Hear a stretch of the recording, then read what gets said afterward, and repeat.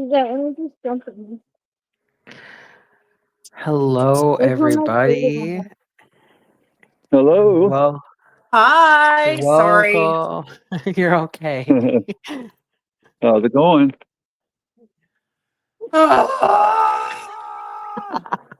The usual. And I don't know why I was looking for a Google Meet and I could not freaking find it. So I just sent Heather the link. So now she'll be on the right one. It's the baby. That is okay. But we are currently live during that music, trying to get some people in. Awesome. Awesome. So, and it's on Facebook and YouTube as we speak. Let me see if I'll try to log into those on my So, while you're doing Can you that, I guys want to hear me? welcome. Yes, yes. sir.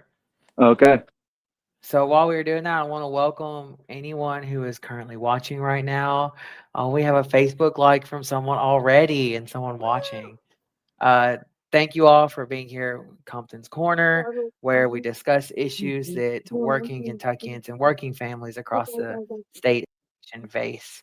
And today is a very special occasion because we have once again Blythe Potter with us and her podcast. And I will let Blythe, once everything is I'm gonna go situated, check on Heather really quickly.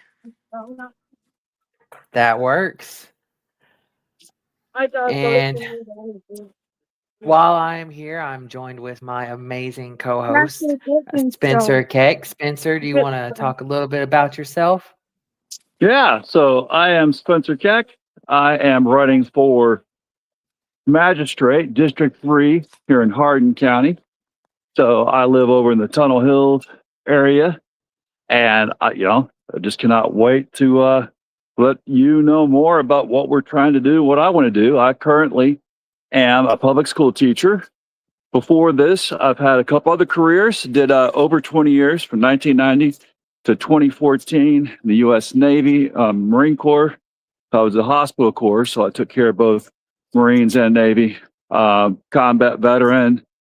And I'm taking that experience. I also worked in the VA for a bit, immigration for a bit, before deciding to become a public school teacher, which I've been doing since 2021, and just love it. And finding more camaraderie than I found anywhere else besides the military. Just here and being a public school teacher.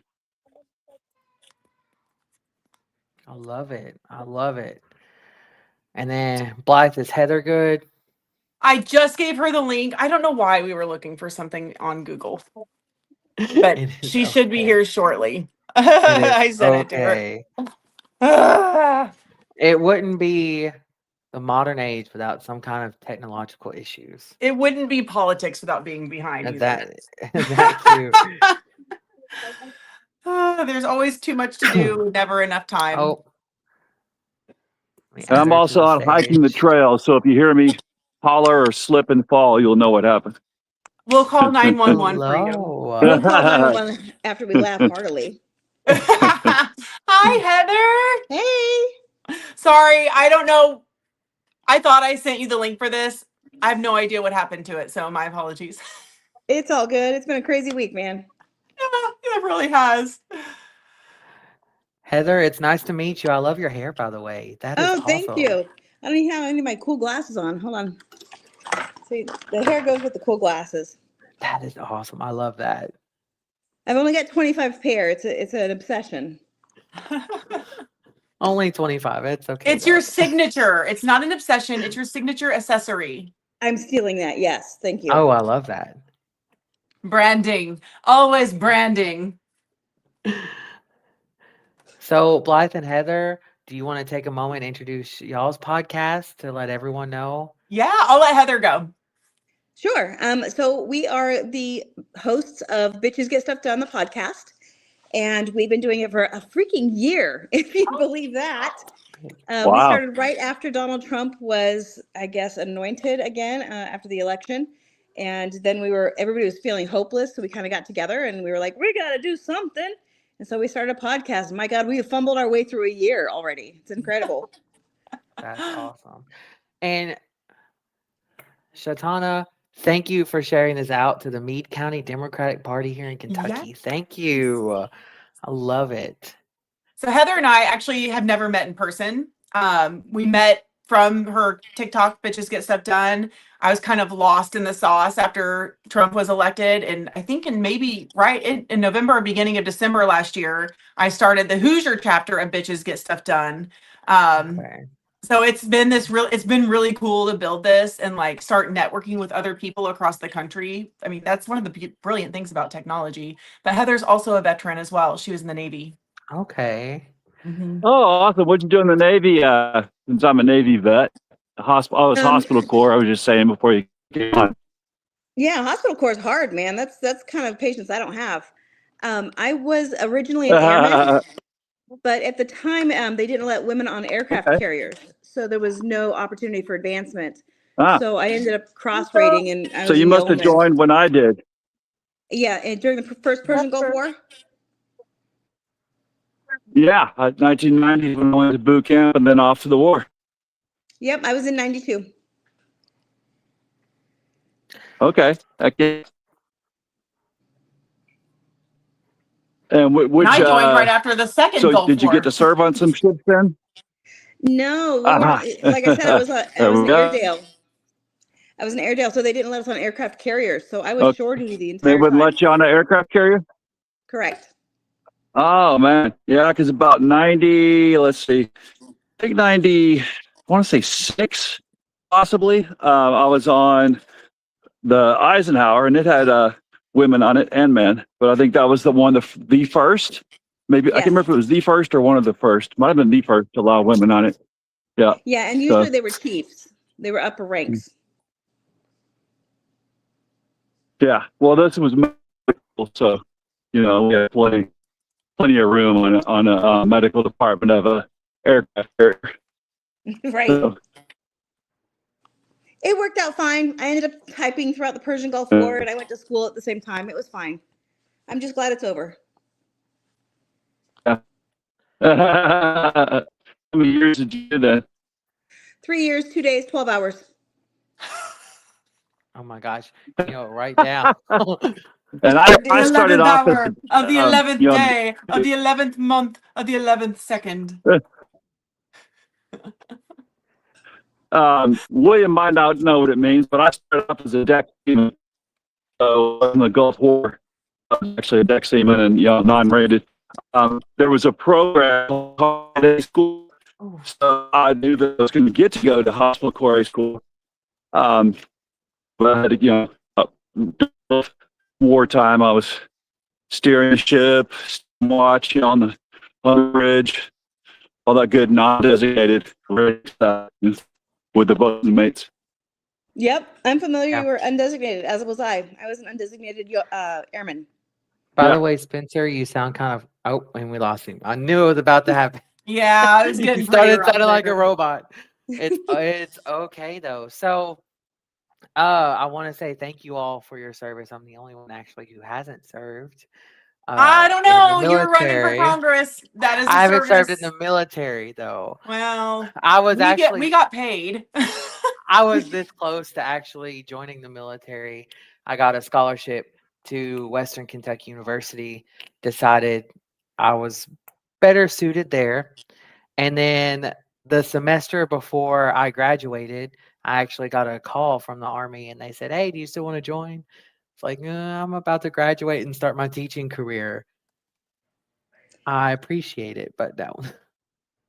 Did you know that I ran for Congress in Congressional District 1 in Kentucky? I did not. You know Yeah, what I did and forgot? Yeah, against Ed Whitfield. He's gone now, but yeah, it Oh was my Ed Whitfield gosh. back in the day. And now it's held by James Comer, who It is awful. sure is. Yep. But Ed there Whitfield is resigned because of corruption. Why couldn't he resign just when I was running against him? right.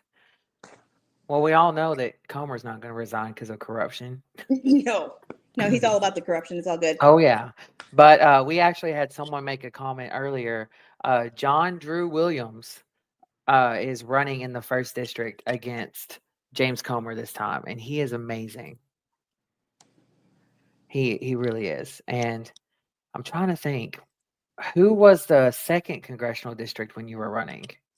Was that still Natcher? That sounds, I don't remember. It was 2008. That doesn't sound right. Or, oh gosh, I can't remember who was after Natcher, but before Brett Guthrie.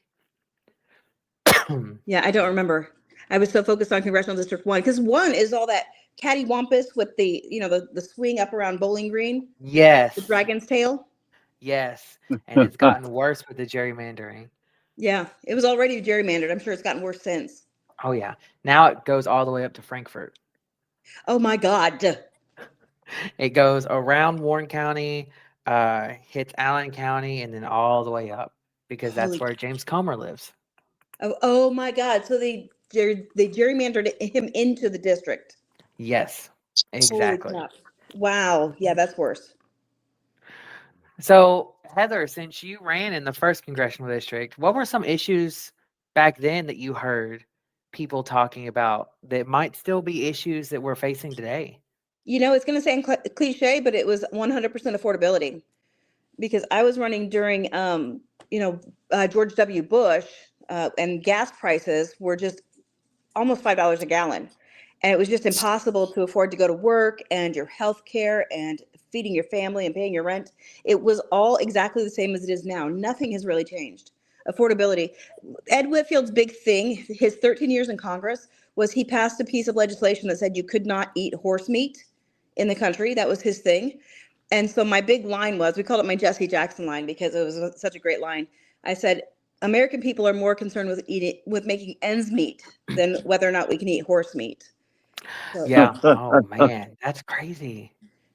Well, and see, Brett Guthrie, his big thing now is the Medicaid cuts in the budget bill.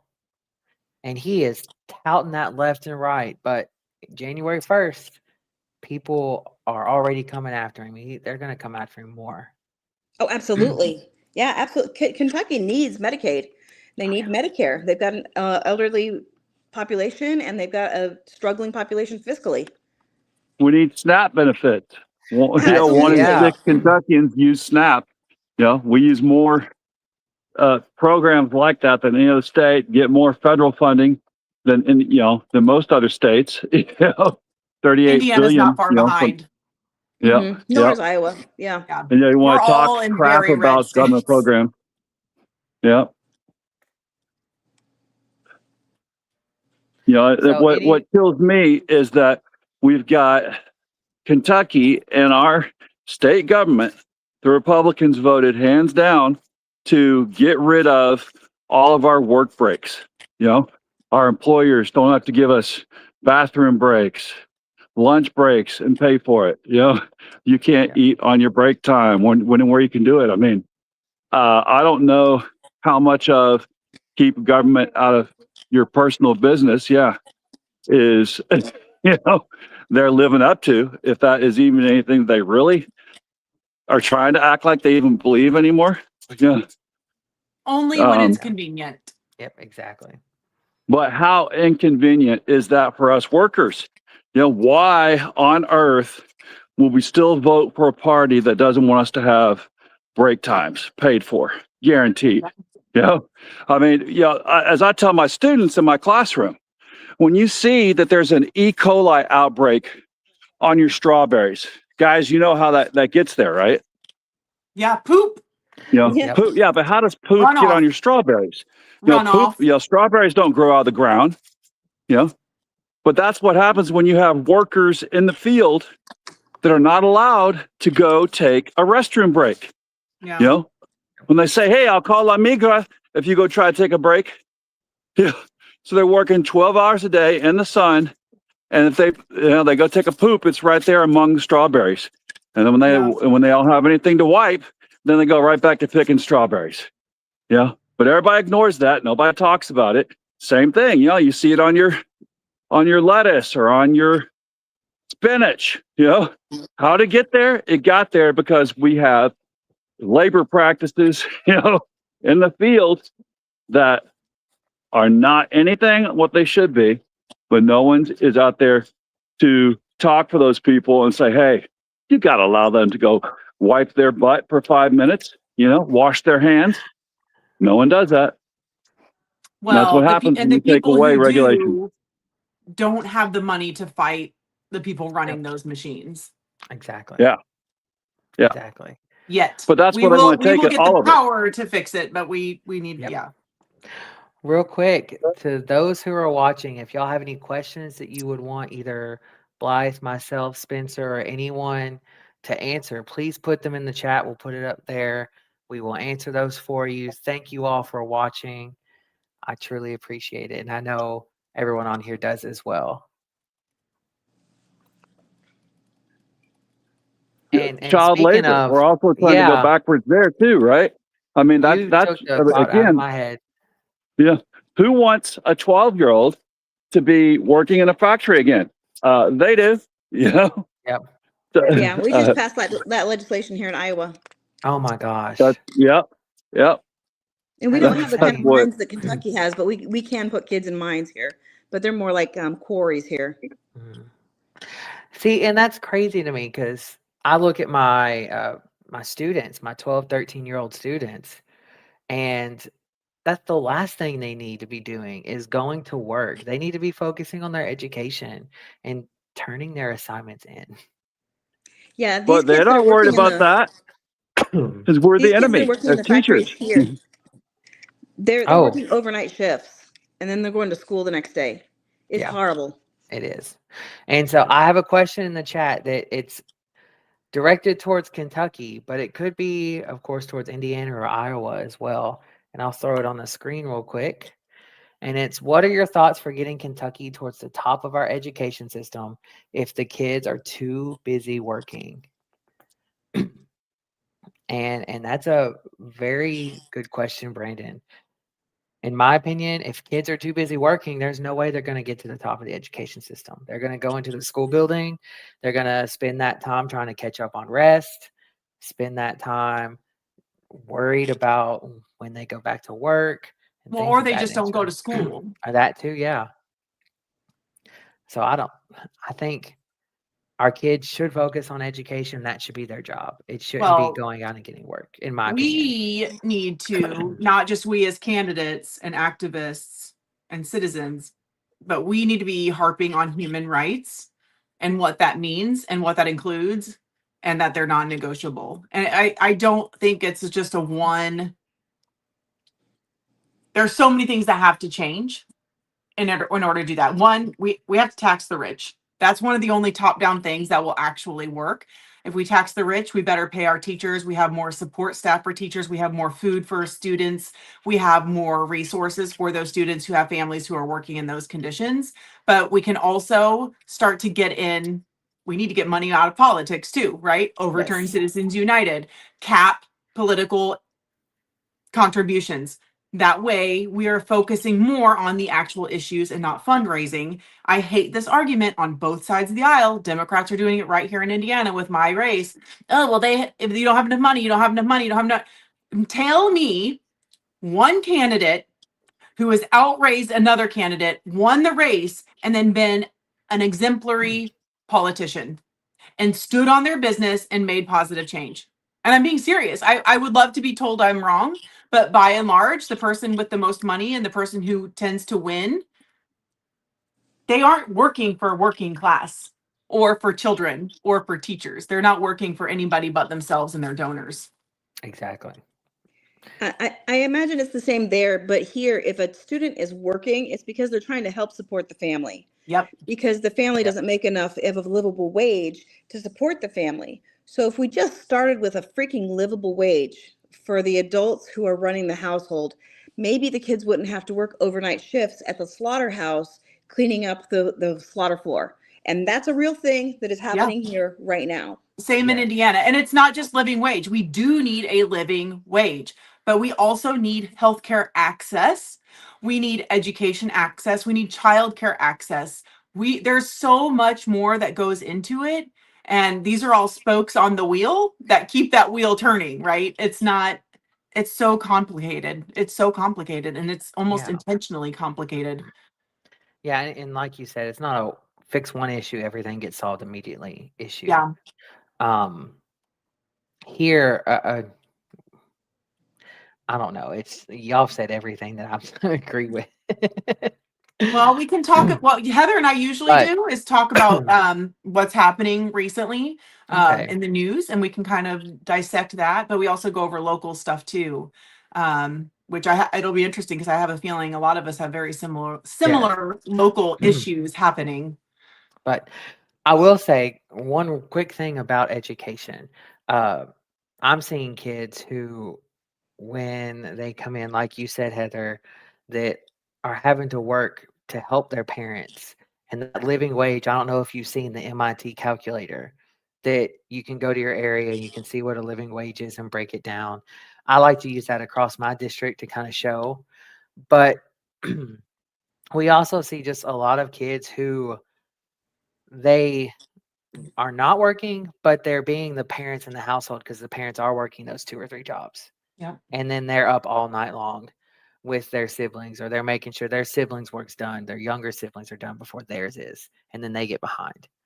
And that's another issue that we need to focus on, helping with that too. And it's Yeah. like Brandon said in the chat, it's systematic. They're doing it for a reason. Well, but they're also doing it because they're tone deaf and they're blind. It's not hurting them. The people in office, the people who created this system, they aren't the ones affected by it. They have no idea what it means to live the way that we live. And we are all very, very much likely in a more privileged situation than many of the people we are advocating for. Yeah. I'm not rich by any stretch of the imagination. But I know I don't struggle as much as some. Yeah, exactly. So Pam Bondi is now saying that she's open to having more survivors of Jeffrey Epstein, and obviously Donald Trump is included in that, to come forward and testify, even after Kash Patel said they wouldn't. I'm surprised by that now that they disappeared all of those records overnight. Yeah, Yep. after they botched the release of them. And, Like, how and I fucking never, incompetent are these people? I never thought in my mind that I would be agreeing with Thomas Massey Oh, no, whatsoever on so many things.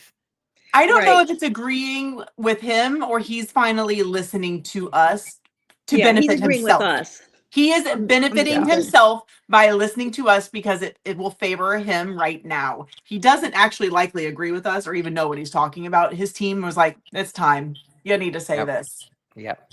Yeah, I think that's consistent even with Marjorie Taylor Greene. They see the writing on the wall. Yep. They see that they're about to be completely, worthless Yep. because Trump is really losing popularity. And I think that they're moving toward the center so that they can be right on something. Well, and we're also seeing so many people who are retiring, who are ending their bids, running for lower offices. Elise, I'm going to say her name Stefanik. wrong. Yes. I always want to say Stefanik. I don't know why. But she ending her bid for governor before it even really began. Yeah, They and then see Trump that writing. supporting her opponent immediately after she Yeah. dropped out. That's Yeah, amazing. exactly. Not Now, amazing. here's my question is, will she go after Mike Johnson before her term's up in Congress? That's a I good doubt it. question. And will she live out her term in Congress? Yeah. I doubt both of those. I truly doubt she'll go after Mike Johnson. I would love for her to. Oh dear, we lost him. We're losing everybody. Well, real quick, we can come back to this, but there is another question in the chat about education that was asked. Nice. And I'll share it up here with you. What are your thoughts about restructuring the existing Department of Education? Let's do it. And At this point, we have the establishment, current and past, have done such a shitty job of keeping the Department of Education something that's viable and effective and something that can keep up with the times, both financially and functionally. It's time. I don't know what the answer is. I'm not running for an office that would affect that. That's going to be more you, Yes. Dakota. But I fully think we need to do something different. Well, we first need to have someone in charge of the Department of Education that is qualified, not someone who deals with wrestling. Yeah. I am unqualified and I would do better than she would. You know why? Oh, Because yeah. I'd fucking hire people who know what they're doing. Exactly. And so, yeah, we need to restructure it, and we need to make sure that we have all of the functions that help our special education students. It was gutted, taken away, making sure that we have all of those functions to help our college students. Granted, I also believe college education should be free or a lot cheaper than what it is now, Yeah. but we should have those functions, and we should have those functions that we should get rid of the high stakes end of the year state testing that the federal government requires. And I say still have the testing, but not have federal funding tied to it. Yeah. Because with that federal funding, that's where you start to see the schools start doing shady things to get better scores. There's so much that needs to Oh, be yeah. restructured with the Department of Education.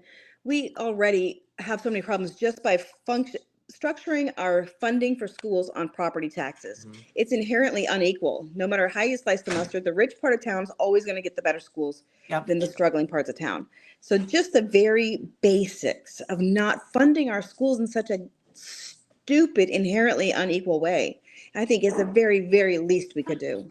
Well, and I think I- it goes back to human rights. The United States of America refuses to acknowledge what human rights are and to sign on to that. I think education needs to be qualified as a human right, much like other things. So until we have that as something that we can agree on all sides of the aisle, we're in a lot of trouble. And that needs to be something that's like that standard, whatever we're considering human rights, which I think education should be, until we have that listed and acted upon, we're not going to have a functioning government in general. Exactly.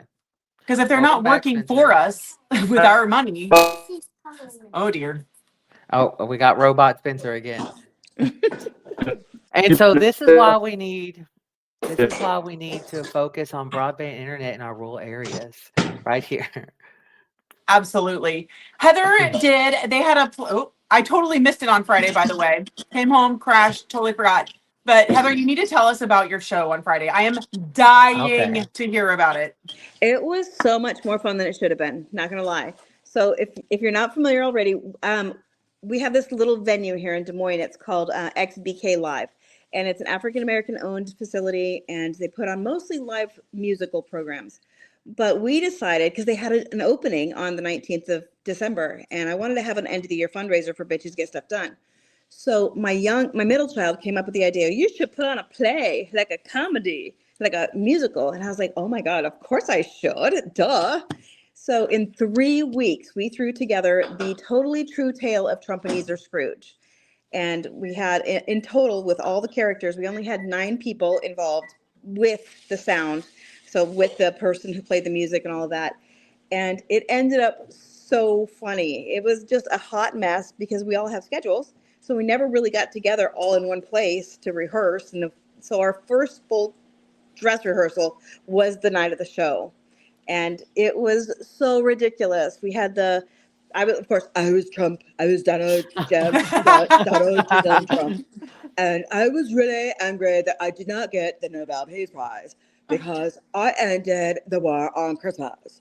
And so we were having a party in my Oval Office. Everybody's doing their drugs. They're drinking heavily. Pete Cake's breaths, just kicking them back. Krusty Gnome was shooting dogs. The whole, every cliche trope you can think of, we tried to work it in. Linda McMahon had a baby, like in her, like giving it a headlock, and she asked Krusty Gnome if she'd get sued for abusing kids the way she did, and Krusty's like, "Bitch, you're rich. You don't need that. You don't need to worry about that with all that WE money." And so Linda McMahon's like, "Great," and then literally kicks the baby off the stage, and it goes into the audience and flops on someone's table. I mean, it was so ridiculous. It was over the top. So much fun. And we raised $500 for the organization, so I was tickled. Awesome. I was tickled. And I made this hat for Krusty Gnome, said twat. If you've ever seen my videos before, you've seen it. Whenever I do the Krusty Gnome impersonation, I have a hat on that says twat. Someone bought that hat for $100. Nice! Oh my gosh. I know. That's amazing. I literally love made it at my that. kitchen table. I put on the rhinestones and everything myself. Now, That's is there a amazing. recording of this? 'Cause Yeah. I want to There- see this. Yes, there is. I recorded it, but my camera was all the way in the back, so the sound is just shit. But we had someone from Madison County record it from the front row. So I'm hoping to get that copy and then cut it with my copy. That's awesome. That kind of reminds me, after the election last year, I went to one of the Democratic Party events here around my county. It was in Butler County. And someone who wrote a poem that was the night before Christmas, Moscow. but it was in the perspective of, okay, well, Trump's won the Oval Office, but in 2028, Andy Bashir is going to come in and take over the Oval Office and kick Trump out. And it was hilarious. Similar concept, yeah. And we sang different show tunes to the tune of the show tunes, but they had to do with Trump being an awful person. Like, how bad can I be? I'm just wrecking the economy. That kind of thing. The sad thing is, I've sang that song, and I've immediately thought of Trump and Brett Guthrie when I sing it. Right? Now, if you go to the website, bitchesgetstuffdone.org, you'll see the program book is available on there with the lyrics to all of our songs. Oh, So, that's awesome. so you can actually sing the songs if you desire. That is love it. awesome. So we have a few more questions that was popped up. So this next one is, what are your thoughts on term limits in Congress and stock restrictions for politicians? And I'll just tell you right now, I am a fan of both of them.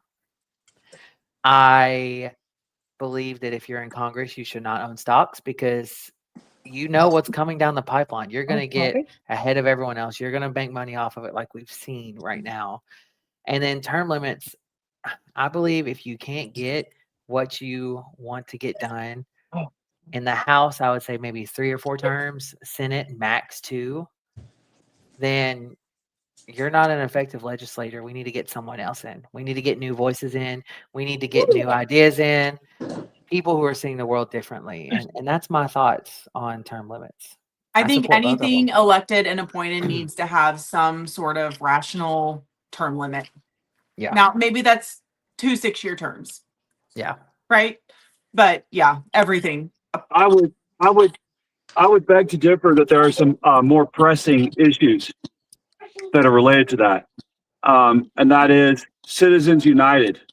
If we get rid of Citizens United and make it to where, you can't take money from PAC, you can't take money from, billionaires.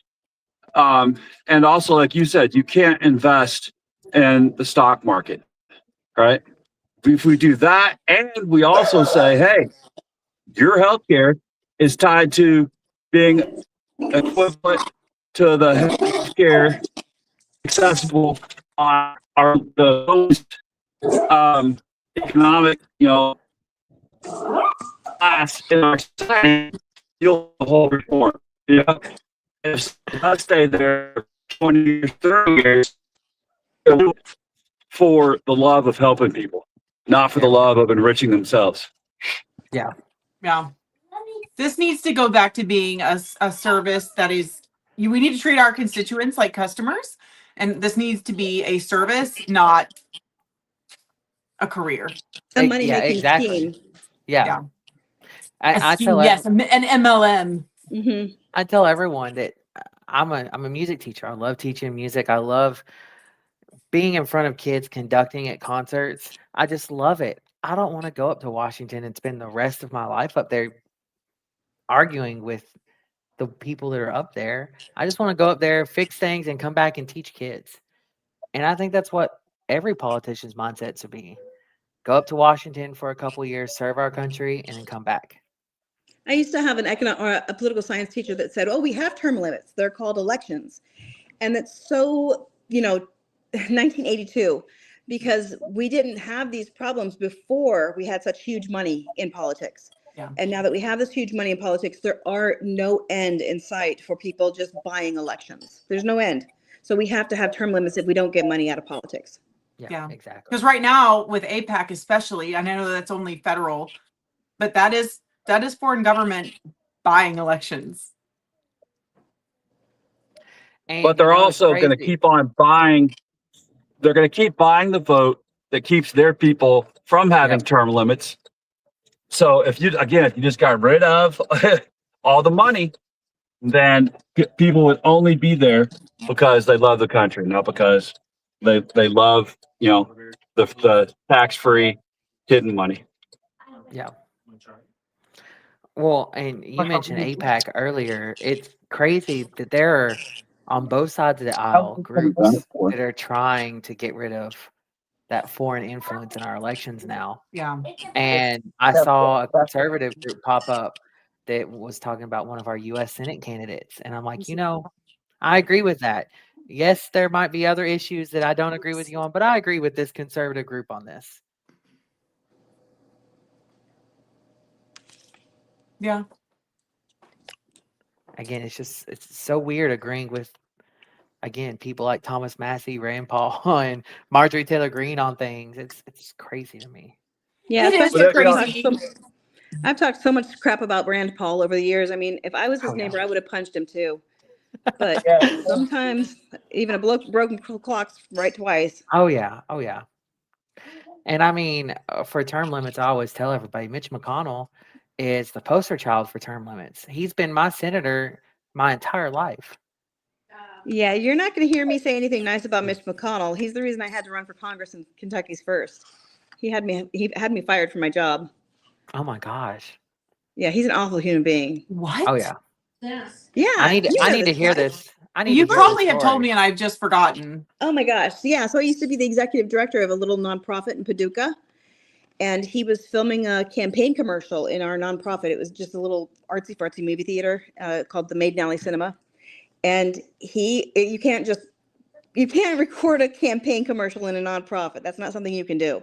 So me and my 10-year-old daughter were filming him inside of my theater, and he was filming his commercial because he's freaking, Mitch McConnell. He can do whatever he wants.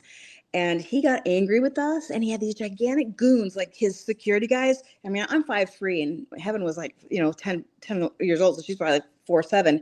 And we're filming him, and Heaven was going to ask him a question if she got the opportunity. Hey, do you think about the men and women that you send into harm's way in the military? Because her dad had just gotten back off Westpac in the Navy. And instead, he had these big goons, like, put their hand in front of my camera and the whole, get out of our way. And so Heaven yelled at him, do you care if my dad dies?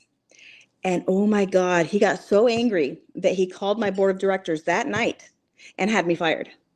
Oh my gosh. Yeah, true story. And how did I forget that? Well, I know how I forget shit. Because there's a lot of shit. There's but I was fired on MLK Day because That's Mitch insane. McConnell Oh got my angry gosh. with my 10-year-old daughter. But it was iconic because it gave me an opportunity to run for Congress when we didn't have a candidate. How was that experience running against him? Did you make any headway? I didn't run against McConnell. Oh, okay. McConnell's in the Senate, and the guy that was running against him had so much money, there was no point. There were like 6 people in that race. But Ed Whitfield in Kentucky's first congressional district didn't have a candidate because all the Democrats were like, no, we can't win. And I knew I couldn't win because he had so much money. So when you know you can't win, you got nothing to lose. So I didn't have to pretend to be anti-choice. I didn't have to pretend to be anything I wasn't. I moved there from Washington, D.C., and I just said, dude, this is the only thing I've ever wanted to do is politics. I'm not going to pretend like I'm from Kentucky because I'm not. But I am going to say that I can represent people here because people here are just like people everywhere where we struggle. And it was fantastic. It was an amazing experience. Probably one of the best experiences of my life. I think it's like that for probably just about any race. The people that you meet, the stories you hear, the connection. I mean, being involved in politics is why I met all 3 of you. We would have likely never crossed paths otherwise. And exactly. It's so, I mean, it's hard. It's hard. It's a roller coaster. It's not saying it's like, oh, this doesn't suck at all. But I mean, what an honor it is to try to be a voice for someone else, win or lose. And I've seen so many parts of this congressional district that I haven't seen before. Like all of the little hoods, the hollers. I've seen businesses that have helped so many people. I know in Bullitt County, there is a place called the Turnaround Resource Center that I had no idea about. They have 3 locations. One of them is like a food pantry location. There's another one where they help with clothing for job interviews, and it's a nonprofit that helps people in Bullitt County. How Never knew amazing existed. would it be? And I've noticed this trend too in Indiana, like particularly on the municipal level, but I think this is now, it's more on a national level. You know, when we take away public funding and social services, or we strip them away, we force our 501c3s and in some cases 501c4s to pick up that slack. How amazing would it be to not have to, if these people who are donating so much of their effort to our communities, imagine if they could donate that effort to other things, because our government used our tax dollars for us and not the politicians. I mean, it would be almost utopia, I think, right? Yeah, it would be so transformational, and we would seeing our communities being lifted up, because right now they're just being left behind.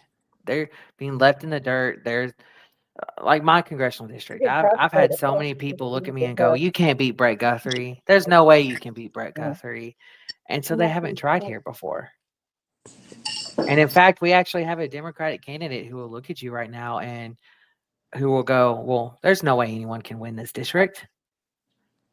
And that's why we still have the issues we have here. That's why my students are struggling. That's why their families are struggling. That's why these nonprofits are working harder than our government is to help the community. Yeah. So what else is happening in the news? I'm not caught up today. I don't even know where my thing is. It's a very good question, actually. I don't have any other questions real quick, but I do have a couple comments. I do want to say, we keep mentioning the first congressional district, and I do want to give another shout out to Drew Williams, who is running, an amazing candidate in the first district. He was the only Democrat to show up and speak at Fancy Farm. I don't know if you're familiar with that, Heather. Are you kidding? I love Fancy Farm. That's my favorite speech of all time that I've ever given, was at Fancy Farm. Oh my God. Is it on If you get the YouTube? opportunity, you have to Google it because it's on YouTube. I love that speech. I need to look that up. But You said it was at Fancy Farm? It's its own unique animal life. Fancy Farm's like yeah. nothing else you'll ever experience. Yeah, but the Democrats here have abandoned Fancy Farm. They won't go. Yep, Oh my because God. they're cowards. They will not. They're only Drew and my union, the JCTA, Jefferson County Teachers Association, or the only Democrats that showed up. And people are asking KET that, like, where are the Democrats? If they want our vote, where are they? And what did they do? What did the KET is one of the sponsors. What did all the Republicans there do? They made fun of KET, tore them down the whole time. That all they could talk about was we're anti-diversity, equity, inclusion, and we're anti-immigration. Oh, you were for immigrants. Oh, you were for DEI. gosh. You had DEI programs in your business. That's all they could talk about. What are they not talking about right now? Oh, that they're about to, they're protecting someone who hurt our daughters. So now they're going to go harm our sons down in Venezuela. Third tanker now we grabbed just now, right? 3 oil tankers we have grabbed, and we blew another boat out of the water, in the last few days. Little tiny boat, didn't board it, nothing. We're itching to go sacrifice our sons so that we don't have to look at those Epstein files about all that they did to our daughters. Yeah, So it's 100% sacrifice our what George sons. W. Bush did. Well, this is more blatant even than what he did. More in our face. Yeah. So Heather, I just looked up the YouTube video, and it's funny. At the start of the video, Rocky Atkins is speaking before you. Yeah. And which Rocky Atkins is another amazing Democrat here in this state. From my home county, or my dad's home county, Elliott County. By the way. He's amazing. And Bashir, Steve Bashir was right next to me. Where is this video? Is it on your feed, Heather? No, it's on YouTube. It's under Ryan for Kentucky, I think. Oh, yes. And I just, sorry. No, go ahead. One of our friends recorded it. I just searched Heather Ryan Fancy Farm. How long is the video? Well, the one I found, there's one that's 6:26 and one that's 6:10. Yeah, and there's Fancy Farm isn't just one event. Like there's a Mm-mm. breakfast before it. So you go to the Yeah. breakfast and you give a speech there, and then you go to Fancy Farm and it's an all-day picnic and it's hot and it's sweaty. That's And so you cool. yell at the politicians, like they yell at each other. Like it's raucous. It's There's a bean dinner the night before too that yes. I will have to say those beans are some of the best beans I've ever had. Yeah, I have never stopped making beans and ham ever since I lived in Kentucky. I had never even had ham Yes. and beans really since then, but before then. But I remember going to Fancy Farm when Bashir ran in 23 against Daniel Cameron. That was the first time I went. I didn't go last year. I actually asked, hey, I'm the chair of the Rural Democratic Council. I'm a congressional candidate in the 2nd District. Could I speak? And they said, no, why would we have you speak? You're not on the ballot here. So I said, okay. And I spent that day with people in Hancock County in my district instead. But when I went, there's this little cowbell that they gave us in the audience for when Daniel Cameron spoke. We would shake it and drown him out. And of course, all the speeches were amazing. But I have that little cowbell sitting in my classroom now. And I had a student ask me, why do you have this cowbell? It's like, because this is my memory of drowning out Daniel Cameron when he was at Fancy Farm. And the kids are like, what? I was like, yeah.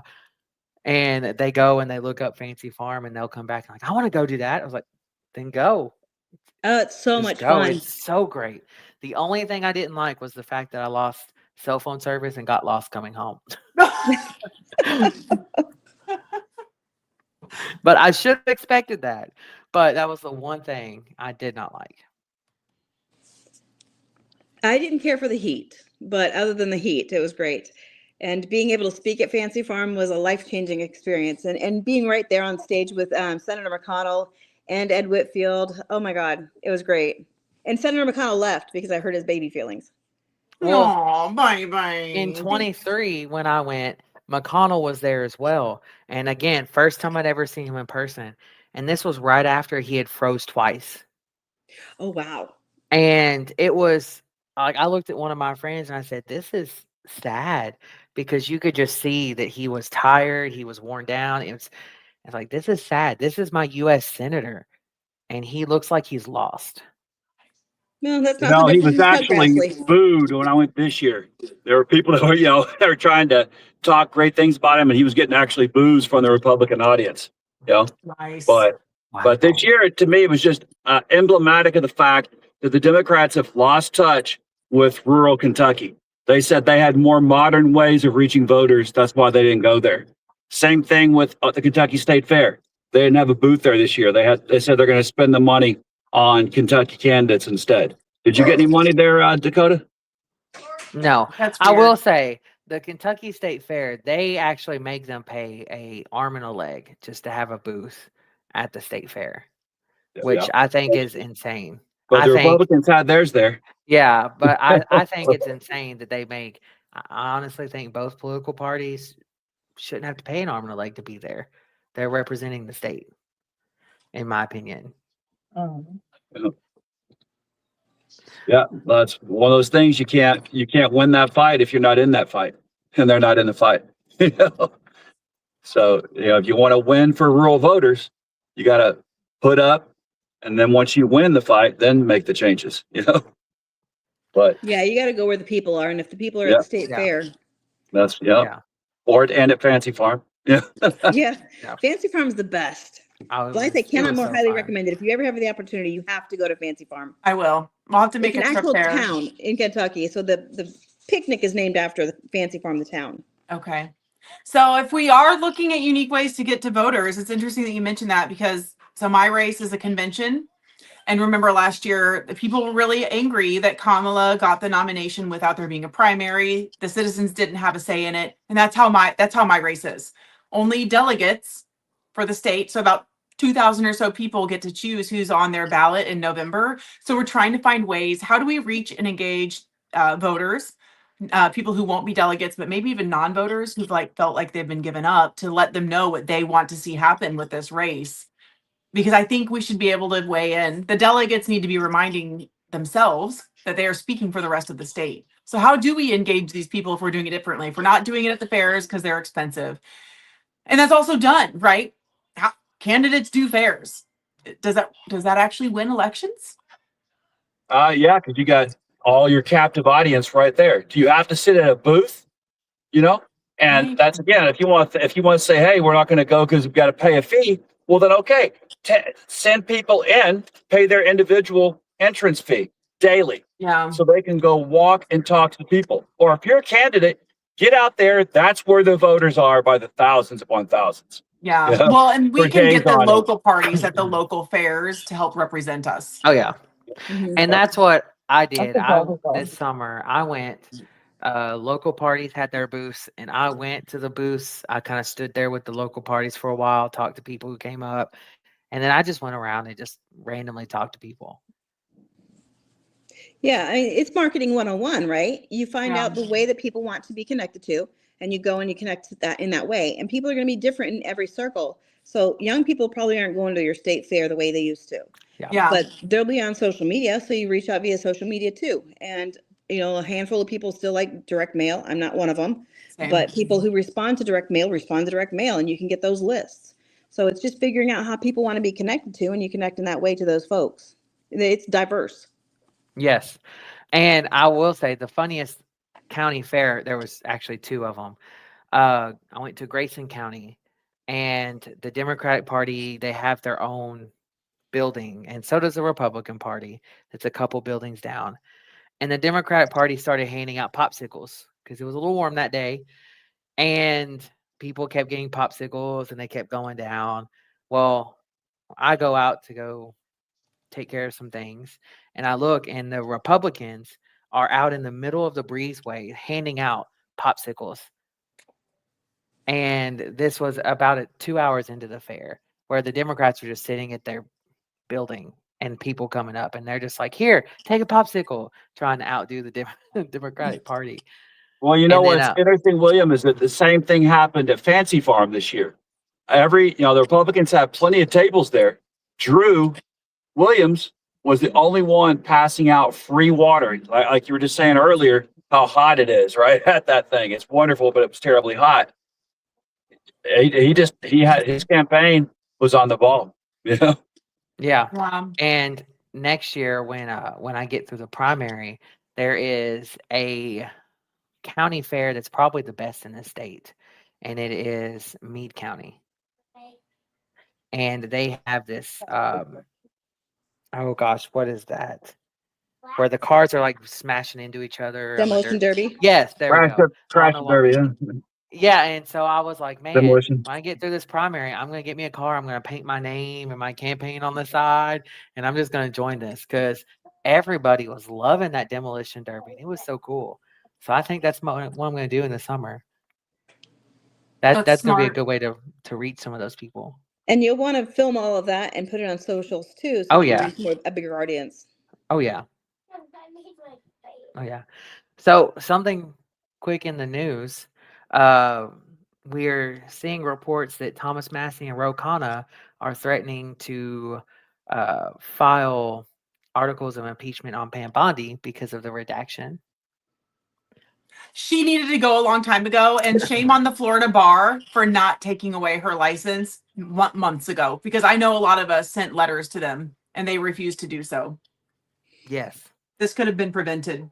it really could have. And well, I saw earlier today too that one of the victims actually sent a letter to a judge saying, you didn't redact my information from the files, but the page that had about my trial information, you redacted that entire page that had nothing to do with anybody except the people that we want people to know about.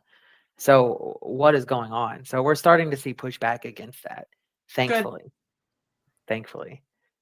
I feel like that's the biggest thing in the news right now. Yeah, it's going to get So really their dicey whole- for them. And their whole lie of doing the redactions to protect the girls is then just that exposed by the girls themselves. That's awesome. I just saw this too. This just popped up on my Twitter. Deputy Attorney General Todd Blanche says removing Trump photo from the Epstein files was justified. because Yeah. people noticed that a Trump photo was removed, and he said it was justified. Yeah, Huh. he made an ass of himself on the morning shows this morning. He was on Face the Nation, I believe, and he said all kinds of stupid shit. They wheel these people out with just the talking points, and they really can't answer questions. So once their feet are to the fire, if they do get held to the fire, they really don't have answers. That's my favorite thing. They're like, what? And so there's this great on Twitter called Newswire that they post little updates, and that's actually what I'm on right now. I didn't realize this one. Netanyahu may brief Trump on possible new Iran strikes. So we're seeing more of that happening. It's I just, hadn't heard that one. yeah, it's just crazy to me. The candidate saying that we don't need any new wars and that the other candidate's going to cause wars is out here trying to start wars Yeah. all across the world. And for what? To divert from the Epstein files? To bring the cost of oil down? I mean, Both. it's all To self-serving. keep elections from happening. All of the above, all Yeah, self-serving. there's a lot of reasons. So it's just crazy, and that's why I'm in this fight. We need stability, we need common sense, and we need compassion back in our government. Well, if ever that was going to happen, it's going to be now when everybody starts to see everything falling apart. Yes, exactly. It's the incompetence that's gotten us here right now. The incompetence and the greed. I could not agree more. So, still do not see any more questions in the chat, but Brandon, he said, thank you, each of you, for your service to your communities. And I want to say thank you for that, Brandon. It means a lot. What's happening locally in politics around you all? I'll let, Well, we know that Hardin County just lost Yep. 1,600 jobs due to closing down Blue Oval SK here, which is supposed to have provided at least 2,100 jobs. But nope, since they did not keep those EV incentives in the big ugly bill, then now a whole industry that was under the Build Back Better plan, there was $9 billion Ford was given to build these two EV plants. One of them right here, the largest one right here in Hardin County. And so a lot of my constituents now are going to be out of employment in February. That's a lot of our economy has been growing on that. We're the fastest growing city in the state of Kentucky. And that's due to this, Blue Oval SK coming in. Now that's going to be a big void. Yep. So, and on top of that too, Ford has said that those workers could reapply for a job after they fix it to what they're changing it to. I can't remember what it is they're changing it to exactly. They're changing it to a storage place for electrical storage. So, and that means that these AI powerhouses are going to be able to draw power off of that. Yeah. So, but database centers and everything else. So, that, of course, that's no environmental problem. Yep. Yeah, not even a little bit. But they said they could reapply for it. And a lot of people are going, well, what's the issue? They can reapply for their job. Well, the issue is they can reapply, but they're not guaranteed to be hired back. Yeah, and they don't have that. When you lose your job, you lose your health care. When you lose your job, you lose your 401k, you lose PTO, you lose a lot of things, and people are not paying attention to that. And the executives, I guarantee, are not taking a pay cut. Oh, no, not at all. Well, they had also just voted and ratified that they wouldn't want it to be a union workplace. So Blue Oval SK had drugged their feet, tried to say there were extra ballots out there that they're going to wait and count on. So they did this, and they weren't able to unionize. If they had been unionized, they would have had to have been given a job at any other UAW plant in the nation. And UAW isn't just for automobiles. It also covers other areas of employment. Yep. So that's also a big, one of the bigger deals, in this. Yeah, like that is probably the biggest issue we're seeing in this congressional district right now.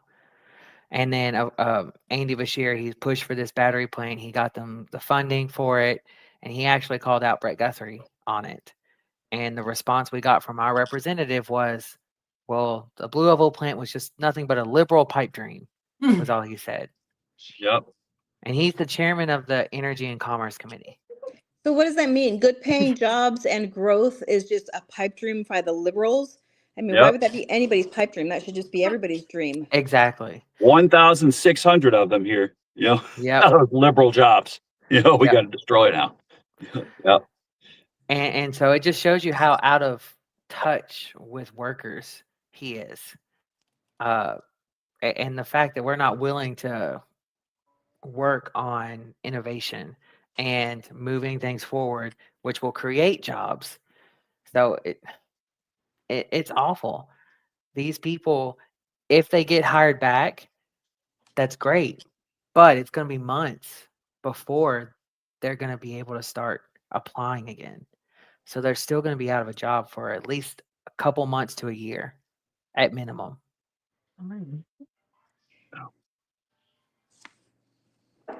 Well, our attorney general is still a douchebag. He and several other attorneys general have signed on to some paperwork trying to make sure that marijuana cannot be legal. Has ours signed on to that? And you know what? Probably has, knowing him. I'm going to look right now because I don't remember. I think it was. I'm pretty sure it was. And it's the states like Iowa and Kentucky and Indiana. We'd really do well with a crop of weed. It would be bumper crops up in here. Oh, it'd We're be like, amazing. No, we can't do that. God forbid we do that. Okay. Nebraska, And so Iowa, Idaho, Kansas, Louisiana, Oklahoma, and Wyoming. I'm surprised ours has not joined. Same. Well, And that's the other Oh, big wait. issue Oh, here yeah. is that the hemp hit, when McConnell decided the last thing he wanted to do is throw into the budget an anti-hemp prevention, then now he screwed over the state again. So that what handed other farmers. We already hurt bad with the soybean market being taken away because of these tariffs we placed on China, our biggest consumers of soybeans. And now, of course, we know that we're making Argentina great again because they've now got the market that we had cornered on soy. So the soy is riding in the silos. The hemp that all Kentucky farmers move from soy and hemp once we shut down our tobacco production here in the state. So they had two great replacement crops that just this year, under this administration, we decided to destroy. So, farmers here have so much hemp now that's also going to go completely to rot. And it's, but we all these THC elixirs, CBD, all these things are going to, they're going under. And that was, honest, hardworking farmers being screwed. And, does anyone, I guess that's just another liberal pipe dream or liberal fantasy job too. Right. Well, I don't know about your guys' states, but the booze industry is huge here. And so the booze lobbies against hemp production in our state. So as long as we've got so much money in politics and the booze industry owns our politicians, we will never have hemp legal or marijuana legal in the state of Iowa. That's Well, what think the about it. bourbon Here- industry here. Yeah, we're the bourbon's here, and who's not drinking as much bourbon as they used to? Canadians. Yep. They were they've the taken a largest huge hit. place that we exported our bourbon to. And so, they've decided, well, you know what? Even though ours might not be as good, we're just going to drink Canadian whiskey. We're not going to pay your tariffs. So, yeah, I'm sure that they said, hey, you've got to kill, the other competitor we've got, where we all were getting along fine and making money fine before this tariff crap came along. Well, McConnell admitted to that. He admitted that he got money from them to put that in the bill. Yeah. And what is crazy is we just legalized not too long ago medical marijuana here in Kentucky. And the first shop actually opened up about a week and a half ago here in my congressional district. And again, our representative voted for that bill that would hurt medical marijuana. Well, you all just lost a production from Jim Beam too. That hit Yep. today Yep. because of the declining liquor sales to Canada and tariffs, but also apparently, which I'm not sad about this, there's changing consumer habits that also contribute to decline. 53% of U.S. adults now consider moderate drinking detrimental to health, particularly younger adults. So that's really interesting. Yeah, but they prefer to drink the THC, content drinks, Yeah. which now they won't be able to drink. So maybe they'll think about it on the next time it comes time to vote. Yeah. They And must not have included Indiana- Iowa in that poll because Iowa's #1 in binge drinking. We're #1. Well, but look at quality of life. The worst quality of life is the more people tend to drink and abuse substances. And in Indiana, I think this largely comes from our lieutenant governor, but we now want to expand our capital punishment. So instead of lethal injection, there is Senate Bill 11 that Indiana Senator Mike Young wants to use a firing squad. Oh my gosh. Oh, like Uh-huh. Utah does. Utah does that, Yep. This bill will Wow. also allow the condemned person to request execution by firing squad at least 30 days before the scheduled date. Wow. Like, what the fuck? Our legislative session is starting on the 12th of January, and we've been putting together pieces of legislation that Bitches Get Stuff Done as a pack can introduce. Okay. And one of them is, since EBT is now, you can't spend it on anything except for like fresh fruits and vegetables, and there's all kinds of limitations on it now, regardless of whether you're in a food desert or not. We're writing a piece of legislation that makes it so rich people can only buy junk food. We're calling it the Make Them Eat Cake. That's so funny. That You're is a so lobbyist. clever. You're a lobbyist too. I am. Yep. I love that. Awesome. And, All and right, things like you friends. can't ejaculate unless you plan to procreate. Things like that. If we don't have body autonomy, they shouldn't have body autonomy either. We've got a whole list of things we're going to introduce. I feel like there was another state that a Democrat put forward that, and it got Tennessee. national news. Yeah. Yep. I You plan gotta to do a press totally release when you release that one. Yeah, I totally plan to just take their lead and say, okay, your socks are safe in Iowa. Oh my God, it's a safe sock bill. Yes. Save the socks. Save our socks. SOS. I love that. Save the couches too from Vance. So he's got to listen up. Yes. The Safe Couches and Socks Act. I'm stealing that, Blythe. Take it. Take it, run with it, homie. I love it. I love that. All right, I need to jump off of here and get ready for another call.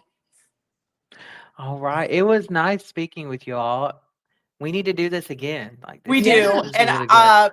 I will be sure not to be so delayed next time. Okay. Yeah, me too. It But is. in the meantime, you have okay. to watch my Fancy Farm speech because that's my Of holiday course. speech. Yes.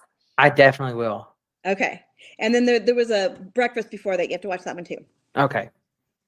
Okay, guys. It's been great. Thank you so much It for has. having Awesome. us. Bye. Thank you Thanks for all. having us. And thank you all for watching. And please share this out with everyone you know. Please go like and follow Blythe Potter and go follow the Bitches Get Stuff Done podcast. And if y'all ever need anything, please reach out because we're here for you. Anything you want to leave off with, Spencer? Well, yeah, just think that we've got basically a lot of voices now calling for true reason, and we just heard them today. So it's not unreasonable to love our neighbors as we love ourselves, and to care for our brothers and sisters. Because we are each other's keeper. Yes, exactly. So thank you all for joining us, and you all have a wonderful day. Happy holidays, Merry Christmas, enjoy time with your families, and we will see you. The next episode will not be until January because we're going to be spending time with our families as well. And have a great holiday season, y'all. All right. All right. God bless you. Bye. Goodbye.